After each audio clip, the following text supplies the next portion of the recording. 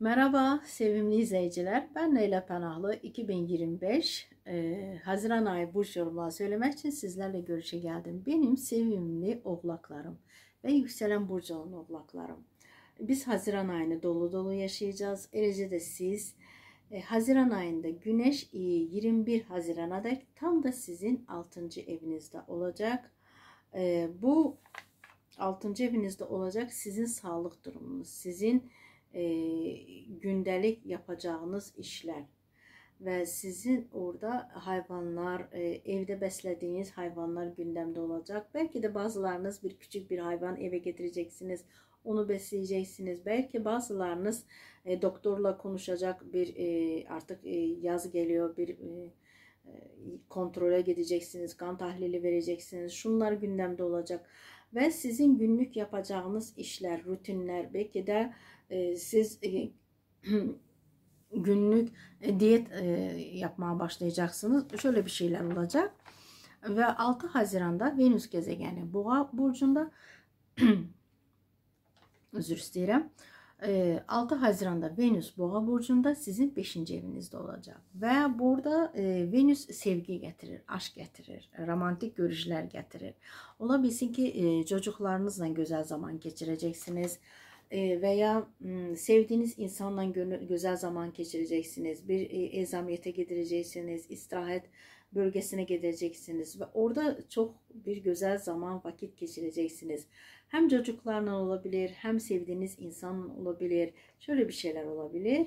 Ve 8'inde Merkür gezegeni geçiyor sizin 7. evinize. Ve 2 gün sonra da Haziran 10'unda Jüpiter gezegeni bir senelik Oğlak Burcu'nun 7. evinde olacak. Ve Jüpiter en büyük mutluluk gezegenidir. Ve şu Haziran ayını biz öyle bir hadiseyle yaşıyoruz ki artık sizin 6. evinizde o kadar yani fazla iş verirdi size Jüpiter. Şimdi 7. evinize geçecek ve rahat nefes alacaksınız. Ve bir sene boyunca bekar oğlak kalmayacak. Oğlaklar hepsi evli olacaklar. Neden? Çünkü orada yani nikah, aşk, ilk defa nikah masasına oturmak, sevgi itirafı etmek, yani evlilik veya bir business kurmak, yeni ilk işini kurmak, bir kariyerde bir ortak bulmak, onunla iş görüşmesi, o işini artırmak, çoğaltmak, büyütmek. Yani bir ofisiniz olsa büyüteceksiniz, bir iş yeriniz olacak büyüteceksiniz. Yani bol bol müşterileriniz olacak. Yani akın akın insanlar gelecek. Öyle bir Jüpiter size istediğinizi verecek sizin bir sene boyunca. Söylediğim gibi yani bekar oğlaklar kalmayacak. Ve ayın 14'ü, 15'i, 16'sında ise dikkatli olun.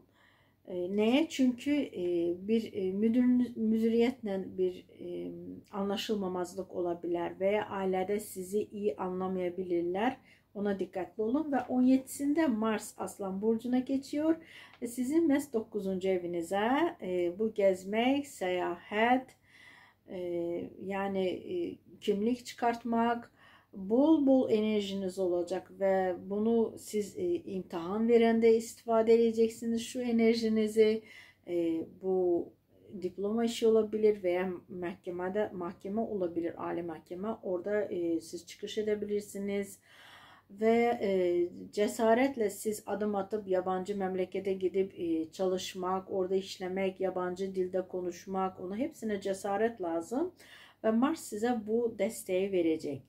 Ve 21'inde biz gece gündüz beraberliği yaşıyoruz ve gece gündüz beraberliği Yengeç burcunda geçecek. Güneş Yengeç burcuna geçecek ve sizin 7. evinize. 7. eviniz burada Yengeç burcunda Güneş var. Ve ondan sonra ise 22'si, 23'ü, 24'ü, 25'i çok olumlu bir gündü. Neden? Çünkü Jüpiter gezegeni sizin 7. evde, Güneş var. Yeni ay Yengeç burcunda ayın 25'inde orada olacak 7. evde. Düşünün yani Haziran ayında belki de nikah masasına oturan insanların birçoğu Oğlak burcu olacak. Çünkü 7. ev belki de öyle bir güzel bir anlaşma yapacaksınız. Öyle bir ortağınız olacak. Onunla yeni bir proje, yeni bir layiheye başlayacaksınız ki o gittikçe bir sene boyunca büyüyecek.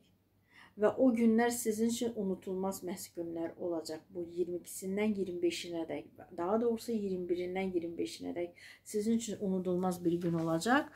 Söylediğim gibi düğün olabilir, nikah olabilir, kına, bunlar hepsi söz konusu olabilir.